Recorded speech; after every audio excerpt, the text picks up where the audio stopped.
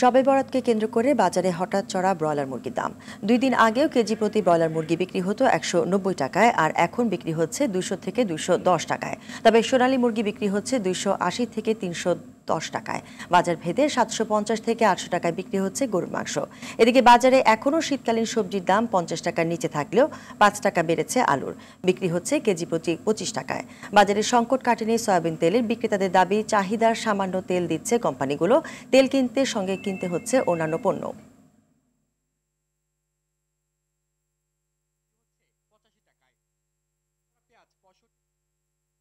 দর্শক, এই মুহূর্তে রাজধানী কারওয়ান বাজারে আছেন সহকর্মী সেলিম মালিক।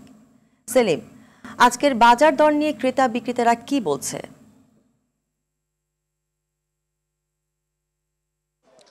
নাবিলা, বাজারে কিন্তু কিছুটা স্বস্তির হাওয়া বইছে এখনো সবজির বাজারে, কারণ এখনো শীতের যে আবহাওয়া সেটি প্রকৃতির থেকে কিছুটা দূর হলেও কিন্তু বাজারে কিন্তু শীতকালীন সবজির সরবরাহ ভরপুর রয়েছে এবং দামটাও 50 টাকার নিচে বিক্রি হচ্ছে বেশিরভাগ শীতকালীন সবজি। এবং কোন সবজি কি পরিমাণ বিক্রি হচ্ছে আমি জানার চেষ্টা করব ব্যবসায়ীর কাছ থেকে। আপনি বলবেন যে শীতকালীন সবজি কি পরিমাণ বিক্রি হচ্ছে?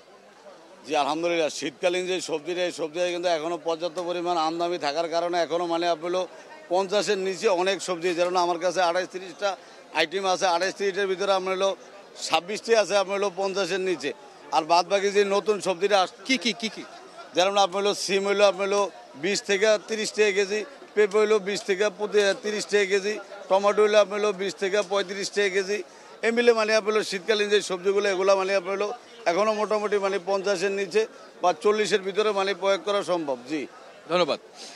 শুধু শীতকালীন সবজি নয় নাবিল, আপনি জানেন যে কয়েকদিন পরে অর্থাৎ 13 থেকে 14 দিন পরে কিন্তু রমজান চলে আসছে, কিন্তু এর মধ্যে সুখবর হলো আপনার ছোলা এবং ডালের দাম কিন্তু বেশ খানিকটা কমেছে। 20 টাকা পর্যন্ত কমেছে কেজিতে। ছোলা এই মুহূর্তে বিক্রি হচ্ছে 105 টাকা কেজি দরে, এবং মুসুরি ডাল এবং অন্যান্য ডালও কিন্তু 100 থেকে 120 থেকে 30 টাকার মধ্যে বিক্রি হচ্ছে।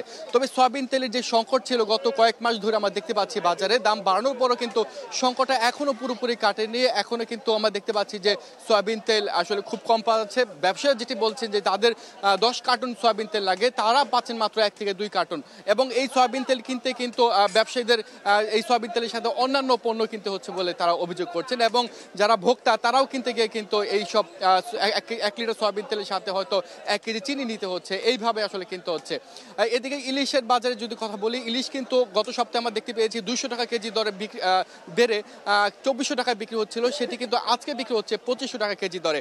সবে বরাত আজকে কিন্তু আমরা দেখতে পাচ্ছি মাংসের দাম কিন্তু বেশ খানিকটা ঊর্ধ্বমুখী। বিশেষ করে ব্রয়লার মুরগির দাম কিন্তু 10 থেকে 20 টাকা বেড়েছে। আজকে বিক্রি হচ্ছে প্রতি কেজি ব্রয়লার মুরগি 200 থেকে 210 টাকা কেজি দরে। তবে সোনালিকা মুরগি আগের দামে বিক্রি হচ্ছে। এবং চালের দাম কিন্তু কিছুটা বাড়তি বলা যেতে পারে। চাল কিন্তু দাম কিন্তু কিছুটা ঊর্ধ্বমুখী।